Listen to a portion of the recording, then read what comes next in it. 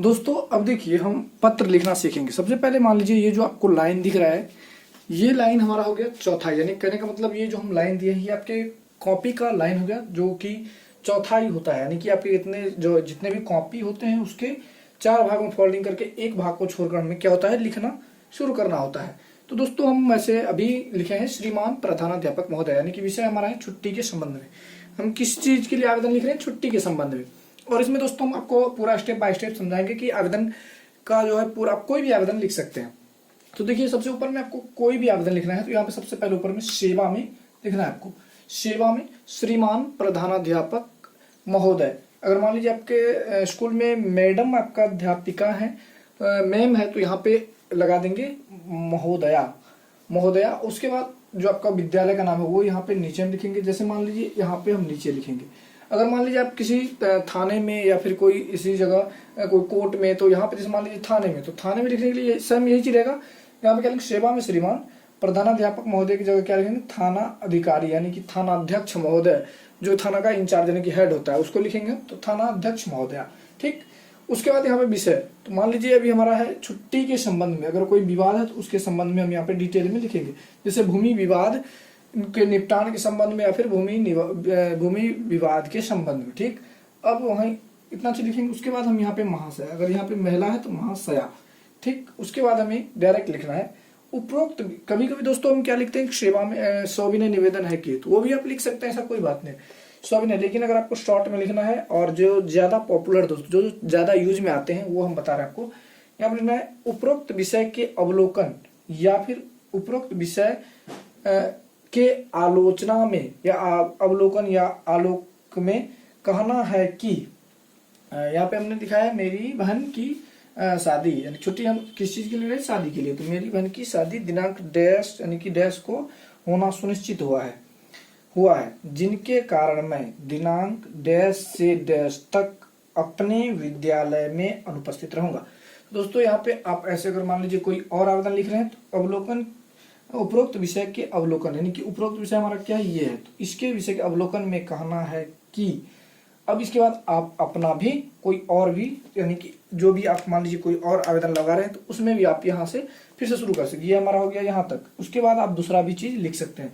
ये विषय हमारा है, यानी कि हम जो लिखे हैं ये इतना लाइन, 3 ही लाइन लिखा है क्या, ये हमारा कारण है, इस कारण से हम क्या रहेंगे, उपस्थित रहेंगे।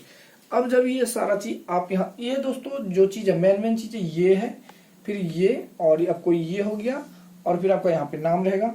अब जैसे मान लीजिए हमने कहा आपको थाना में लिखना है, तो थाना इंचार्ज यानी कि मतलब सेवा में श्रीमान थाना अध्यक्ष महोदय। अब किस थाना को लिख रहे हैं वो यहाँ पे नीचे में लिखना है। ठीक।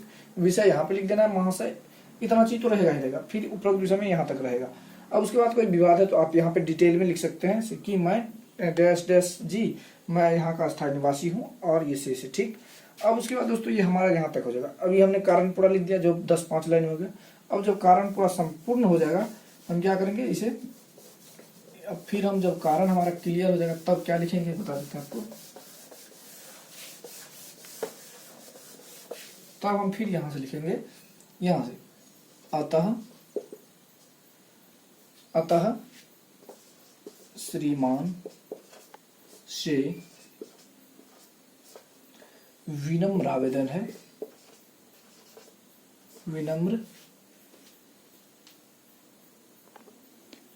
अब हमें क्या लिखना है, अतः श्रीमान से विनम्र निवेदन है कि मुझे उपरोक्त विषय के कारण छुट्टी देने की कृपा की जाए।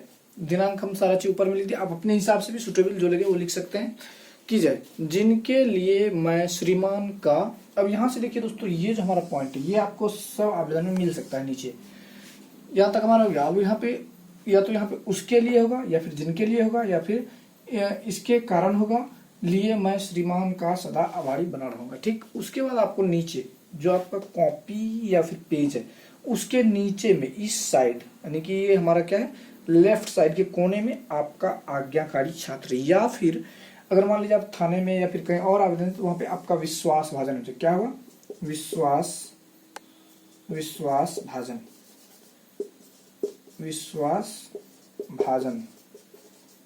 यहाँ पे होगा विश्वास भाजन।